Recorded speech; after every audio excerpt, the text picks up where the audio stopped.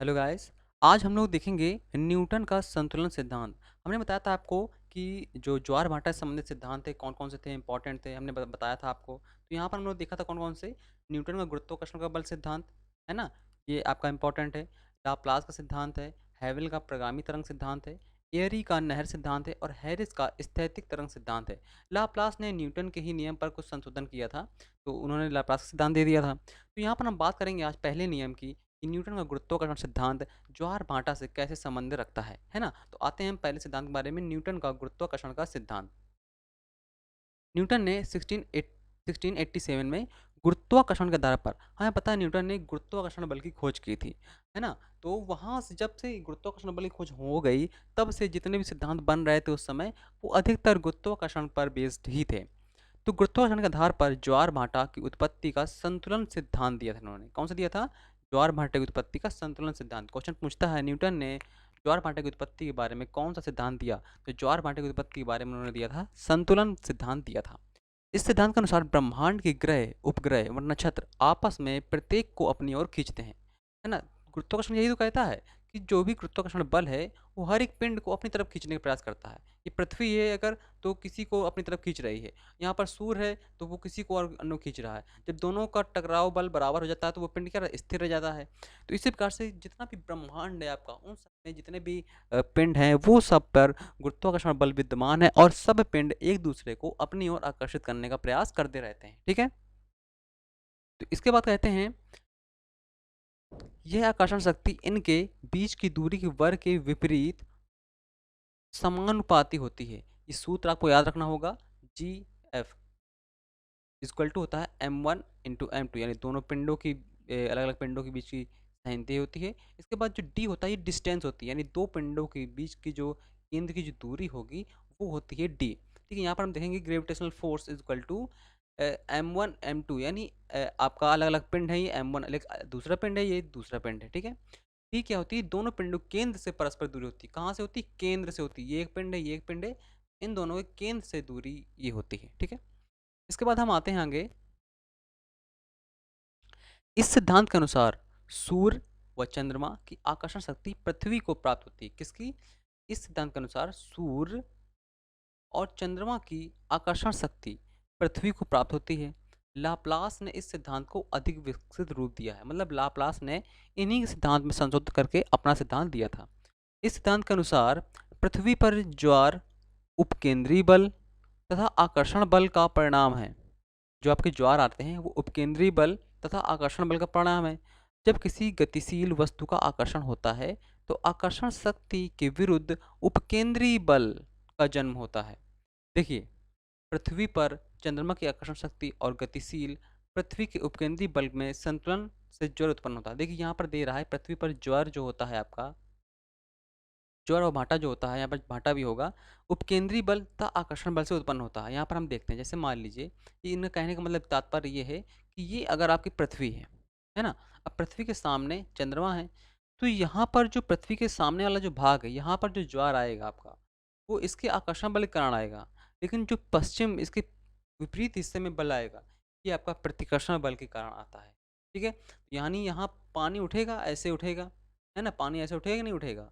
और यहाँ पर जो पानी उठेगा, यहाँ पर पानी उठेगा अपकेंद्रीय बल के कारण, यानी जब पृथ्वी क्या होगी, अपने आप को बैलेंस कर रही होगी। क्योंकि अगर एक तरफ को पृथ्वी हो जाएगी तो कैसी हो जाएगी पृथ्वी? ऐसी हो जाएगी। यानी एक तरफ को पानी उठ गया, एक तरफ को पृथ्वी हल्की हो जाएगी ना, इसलिए पृथ्वी अपने आप को क्या करती? बैलेंस करती है।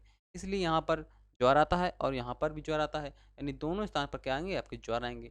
जब आगे चंद्रमा निकल जाएगा तो फिर ये यहाँ पर भाटे की स्थिति आ जाती है। इसी प्रकार से ये कहता है जो ज्वार आता है पृथ्वी पर, उपकेंद्रीय बल और आकर्षण बल के कारण आता है। एक तरफ आपका आता है उपकेंद्रीय बल के कारण और एक तरफ किसके कारण आता है? आकर्षण बल के कारण आता है। ठीक है।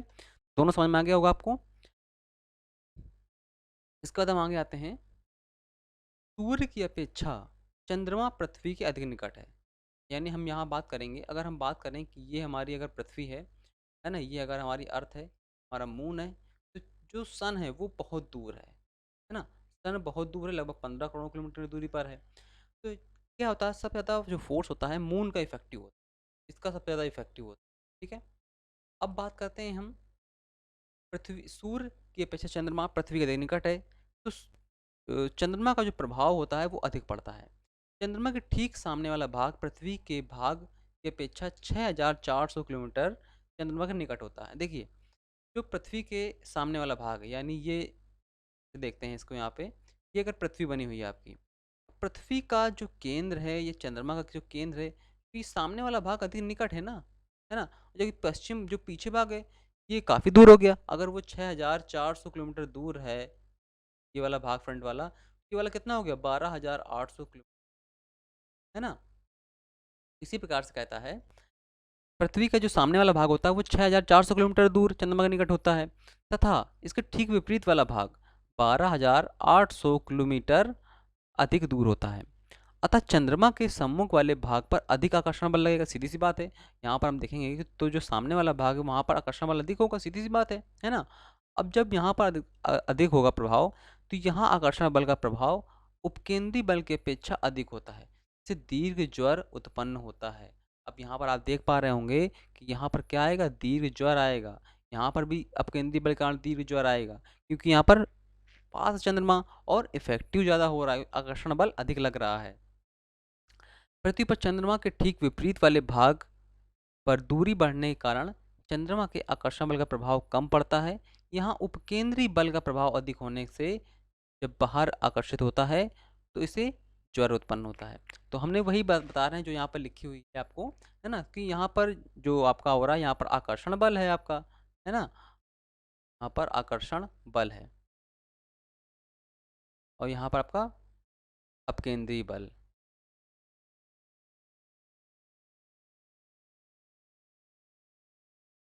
इस प्रकार पृथ्वी पर एक समय पर दो ज्वार आते हैं। अब यहाँ पर देख पा रहे होंगे आप कि जब यहाँ का जल उठ रहा है तो यहाँ का भी उठ रहा है, यानी पृथ्वी पर एक टाइम पर दो ज्वार आते हैं, ठीक है, अलग अलग स्थानों पर।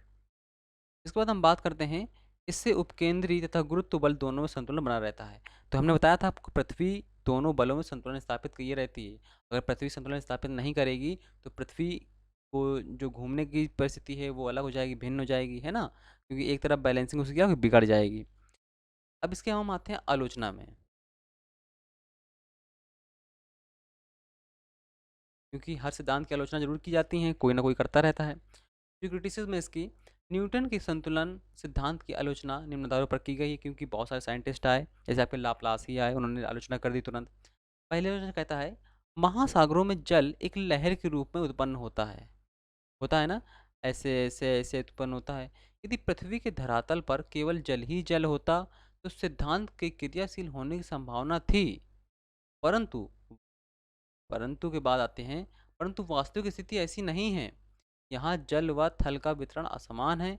यहाँ लहरें चंद्रमा के साथ पृथ्वी को परिक्रमा करते हुए प्रत्येक देशांतर पर समान रूप से उत्पन्न नहीं होती हैं। इससे विस्तार और दिशा में पर्याप्त अंतर पाया जाता है।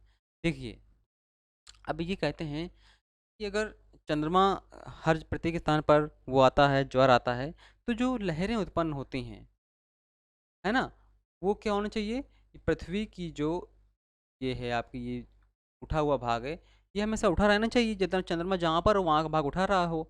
ये लेकिन ये लहरें कैसे आती हैं, है ना? तो यहाँ पर ये स्थिति देखने को मिलती है कि स्थल भिन्न है, महासागर की गहराई भिन्न है ना? कहाँ पर आकर्षण बल अधिक लग रहा है वो भिन्नता है। तो बहुत सारी भिन्नताएं देखने को मिलती हैं, ठीक है? प्रत्येक देशांतर पर अलग-अलग प्रकार से ज्वार आते हैं, क्योंकि बहुत सारी डिफरेंट देखने को मिलती हैं, हर देशांतर पर अलग प्रकार की विभिन्नता देखने को मिलती है। सागरों की गहराई सर्वत्र समान नहीं है, अतः गहराई में भिन्नता ज्वरीय लहरों की गति व ऊंचाई में भिन्नता पैदा कर देती है, ठीक है? देखिए, हमें पता है कि सागरों की गहराई सब जगह समान नहीं होता है, औसतन हम मानते हैं, लेकिन लहरों में भिन्नता होनी चाहिए ना, है ना? से ऊंचाई भी भिन्नता होनी चाहिए। ये चीज़ें हैं, ये बता रहे हैं। इसके बाद हम आते हैं, सागर की दूसरी गतियों का प्रभाव ज्वरीय तरंगों पर पड़ता है। इन्होंने इनकी आलोचना की गई, सागरों की दूसरी गतियों का प्रभाव भी ज्वरीय तरंगों पर पड़ता है, सिर्फ गुरुत्वाकर्षण बल या अपकेंद्री बल के कारण नहीं होता है, ठीक है? चंद्रकलाओं के घटने व बढ़ने से भी ज्वरीय लहरें ऊंचाइयों में अंतर आता है। आप देखेंगे चंद्रकला जो होती हैं आपकी, अमावस्या से पूर्णिमा तक की, है ना, कृष्ण पक्ष से शुक्ल पक्ष की, जो चंद्रमा की कलाएं बदलती रहती हैं, उनका भी इफेक्ट पड़ता है चंद्रमा के कारण ज्वर भटा आने से, ठीक है? इसके बाद एयरी, एयरी के अनुसार ये सिद्धांत पर्याप्त दोषपूर्ण है। लो, अब इन्होंने कह दिया भैया ये सिद्धांत पूर्णतः दोषपूर्ण है, इसमें कुछ है ही नहीं। यह भौतिक तथ्यों की अवहेलना करता है। सागर तली के उच्चावच का ज्वरीय तरंगों पर प्रभाव पड़ता है। इन्होंने कहा था कि ऐसा नहीं है कि सिर्फ बल के कारण ही ज्वर भाटा आता हो। सागर तली का जो उच्चावच है उसका भी इफेक्ट पड़ता है पृथ्वी पर। सागर तली में कैसे उच्चावच बने हुए हैं उनका इफेक्ट पड़ता है। कहाँ पर कम है गहराई, कहाँ पर ज़्यादा गहराई, उनका इफेक्ट पड़ता है। धरातल की संरचना कैसी उसका भी इफेक्ट पड़ता है। तो ऐसे बहुत सारी चीज़ों को जो साइंटिस्ट है वो उनकी क्या करते हैं, आलोचना करते हैं। इम्पोर्टेंट है क्योंकि आप समझ पा रहे होंगे जो बेसिक चीज़ें हैं कि जो ज्वर आता है वो आपका आकर्षण बल प्रतिकर्षण बल के कारण आता है। यहाँ से जो बेसिक चीज़ें होती हैं वो कम से कम क्लियर होती हैं। ठीक है, सिद्धांत इंपॉर्टेंट है। इसके बाद हम आगे देखेंगे, आगे एक सिद्धांत में हम देखेंगे प्रगामी तरंग सिद्धांत जो दिया था हैवेल ने। ठीक है, हैवेल वाला इंपॉर्टेंट है आपका। तो आगे हम देखेंगे हैवेल का प्रगामी तरंग सिद्धांत। ठीक है, तो यहाँ पर न्यूटन सिद्धांत को हमने कवर कर लिया। आशा करते हैं, उम्मीद करते हैं कि आपको समझ में आ गया होगा। तो मिलते हैं नेक्स्ट वीडियो में, बने रहिए हमारे साथ, जुड़े रहिए। आपके सपोर्ट की ज़रूरत है तो लाइक शेयर सब्सक्राइब जरूर करते रहिए। तो मिलते हैं नेक्स्ट वीडियो में। Tata bye bye, thank you.